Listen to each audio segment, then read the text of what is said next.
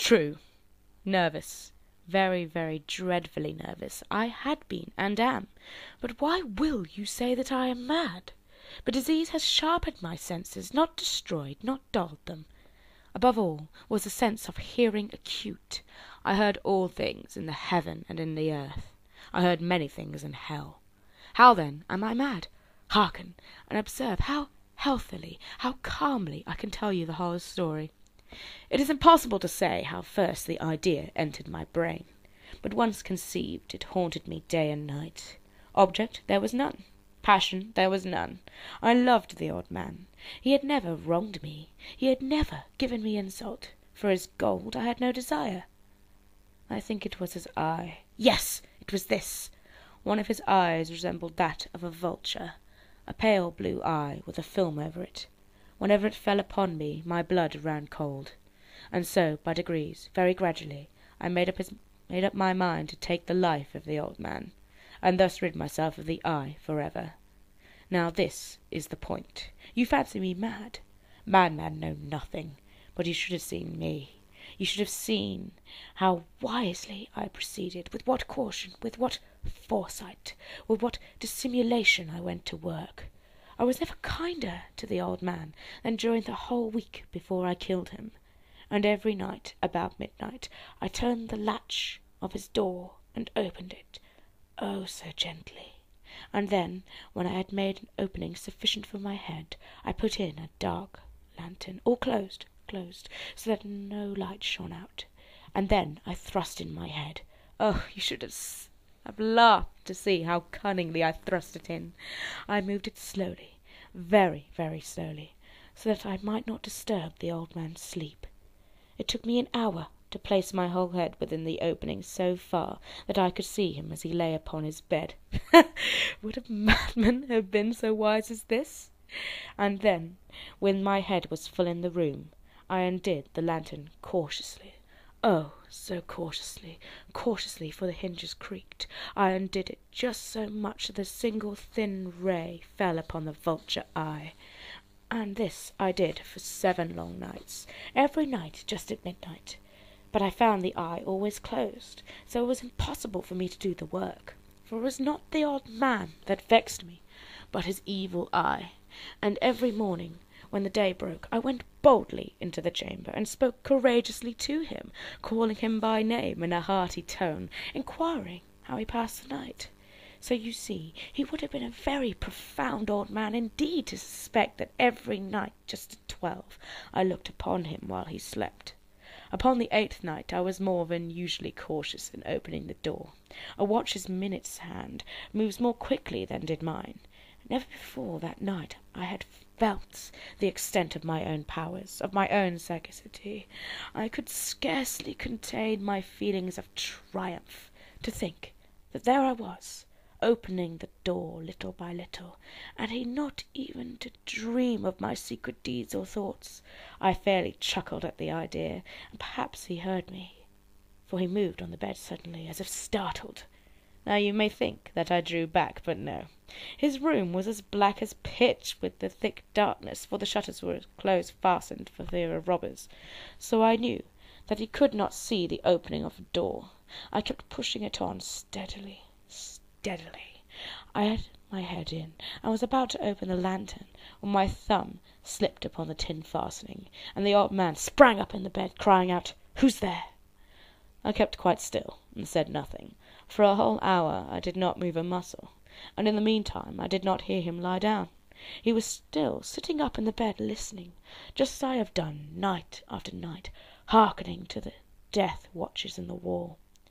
Presently I heard a slight groan. I knew it was the groan of mortal terror. It was not the groan of pain or of grief. Oh, no. It was the low, stifled sound that arises from the bottom of the soul when overcharged with awe. I knew the sound well. Many a night, just at midnight, when all the world slept, it has welled up from my own bosom, deepening, with its dreadful echo, the terrors that distracted me. I say I knew it well. I knew what the old man felt, and pitied him, although I chuckled at heart. I knew that he had been lying awake ever since the first slight noise And when he turned up in the bed, his fears had been ever since growing upon him. He had been trying to fancy them causeless, but could not. He had been saying to himself, "It is nothing but the wind in the chimney. It is only a mouse crossing the floor. Or, it is merely a cricket which has made a single chirp." Yes, he had been trying to comfort himself with these suppositions, but he had found all in vain. All in vain, because death, in approaching him, had stalked with his black shadow before him and enveloped the victim, and it was the mournful influence of the unperceived shadow which caused him to feel, although he neither saw nor heard, to feel the presence of my head within the room. When I had waited a long time, very patiently, without hearing him lie down, I resolved to open a very little crevice in the lantern. So I opened it. You cannot imagine how stealthily, until at length a single dim ray, like the thread of a spider, shot out from the crevice and full upon the vulture eye. It was open, wide open, and I grew furious as I gazed upon it. I saw with its perfect distinctiveness all a dull blue, with a hideous veil over it that chilled the very marrow in my bones. But I could not see nothing else of the old man's face or person, for I had directed the ray, as if by instinct, precisely upon the damned spot.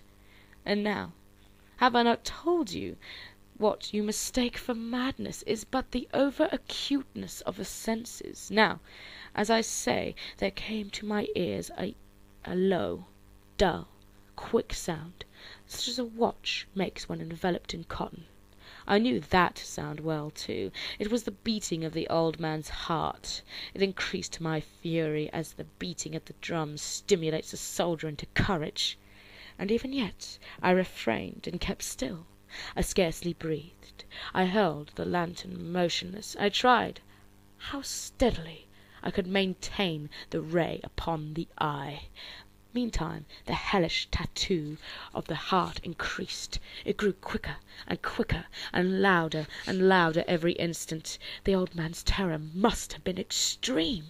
It grew louder, I say, louder every moment. Do you mark me well?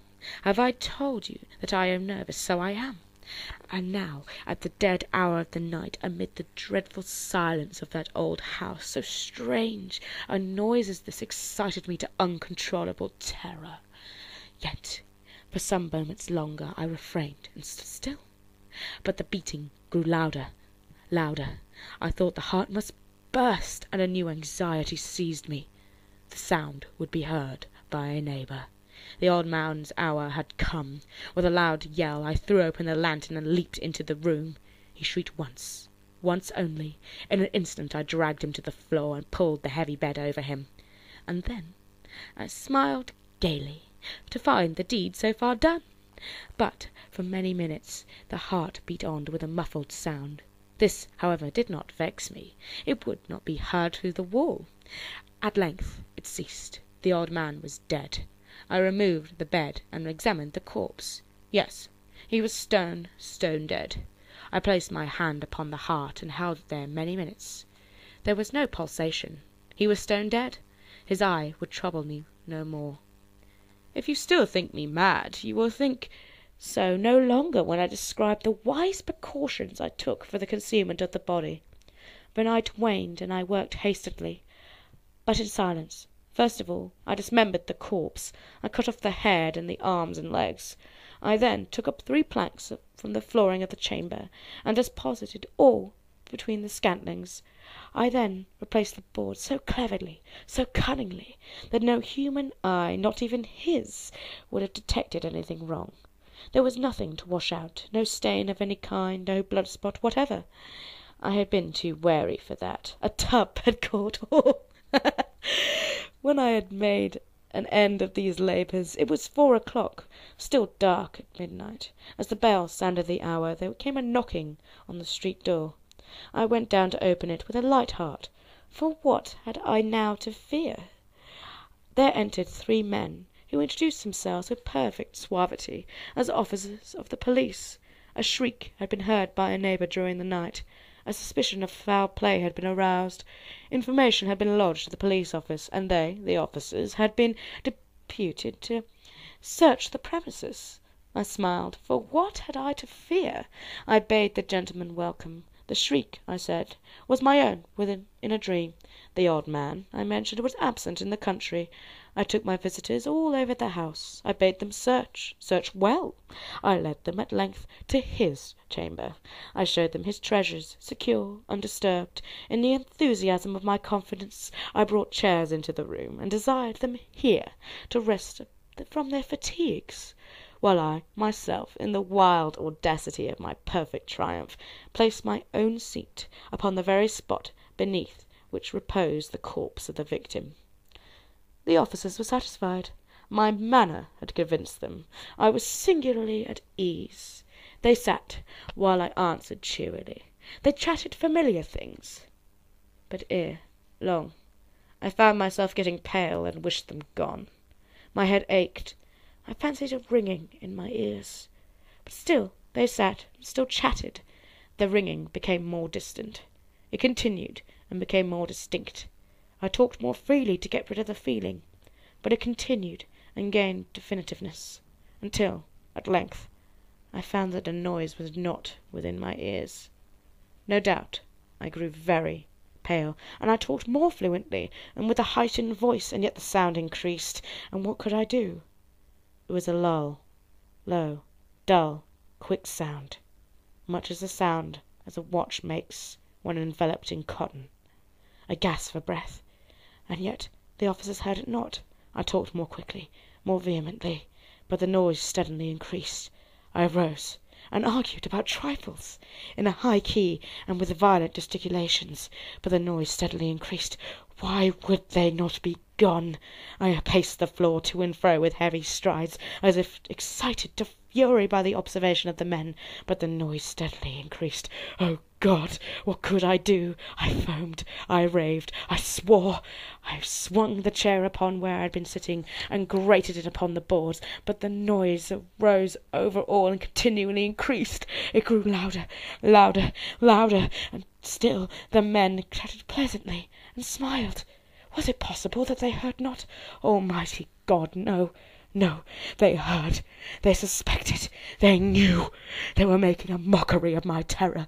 This I thought, and this I think. But anything was better than this agony, and anything was more tolerable than this derision. I could bear those hypocritical smiles no longer. I felt that I must scream or die. And now, again, hark! Louder!